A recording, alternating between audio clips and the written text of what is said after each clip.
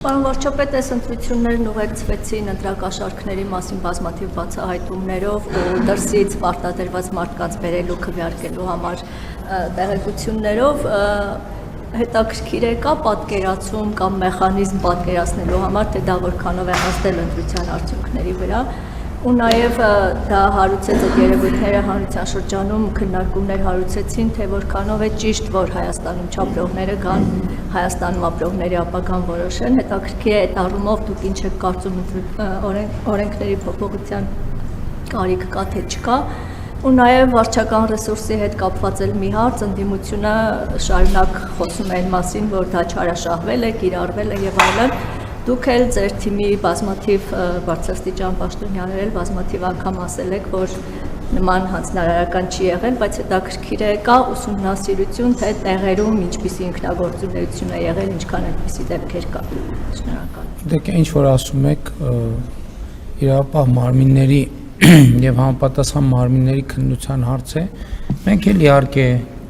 ականջալուր կլինենք եւ տեսնենք, թե ինչի մասին է խոսքը, բայց ես ուրիշ բանի վրա եմ ուզում ձեր ուշադրությունը հրավիրել, իհարկե այդպիսի վիճակագրություն էլ չկա, բայց ես չեմ կարծում, թե Հայաստանում եղել է երբևէ որևէ նախընտրական process կամ քաղաքական process, որտեղ, ասենք, օրինակ հանրապետության գործող ղեկավարը կամ հնարավորապես որևէ քաղաքական գործիչ ավելի շատ տեղ է այցելել եւ ավելի շատ ելույթ է ունեցել եւ ավելի շատ մարդկանց հետ է շփվել։ Այսինքն, եթե վարչական ռեսուրսի վրա ընդհանրապես հույս կամ հաշվարկ դրած լիներ որևէ մեկը, ինչ իմաստ ուներ այդքան էներգիա ծախսել, այդքան գնալ եւ այդքան իմ հույսը եղել եւ շարունակում է մնալ Հայաստանի Հանրապետության քաղաքացին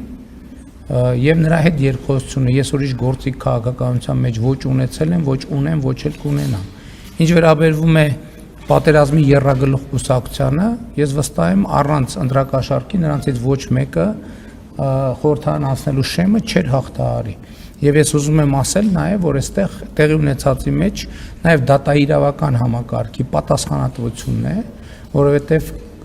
նախորդ ընտրություններում ընտրակաշառք տվածները ոչ միայն բանտում չեն, այլև այս process-ում էլ շարունակել են իրենց գործունեությունը եւ դատաիրավական համակարգը պետք է հանրությանը պատասխաններ տա։ Եվ հանրությունը պետք է ստանա հստակ պատասխան, ինչի է ֆինանսավորում ընդհանրապես դատաիրավական համակարգը, եթե հանցագործները շարունակում են փողոցներում ոչ միայն պատտվել, այլև իրենց հանցագործությունները շարունակել։ Եվ ես այս հարցերի պատասխանները ստանալու եմ։ Օրենսդրական փոփոխությունները հանրային պահանջ կա, ակնհայտ է, որ սահմանվի